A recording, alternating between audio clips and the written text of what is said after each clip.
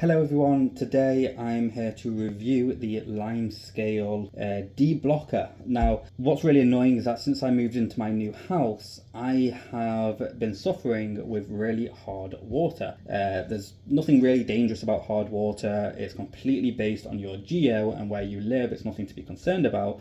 But the problem with hard water is that it actually encourages limescale buildup, which is an absolute nightmare. If you don't clean limescale out of your appliances like a shower head or your taps, for example, what will happen is that limescale will begin to block and pressure will build up, and those devices potentially could explode. I mean, I actually had a shower head explode on me once because of the limescale, and that was about half a year ago. It was in this house when I moved in, and I never even knew about limescale to that degree.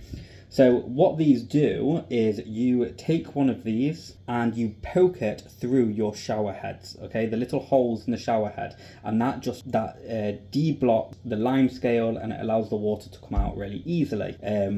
A pin isn't good enough. You actually need something with all the little edges on, like the ridges on, and that will clean it really well. And since I've started using these, I've not had any problem. A single one that you can see here will last quite a long time, so this in theory should last you at least a year. Okay, I do recommend it. Go check it out.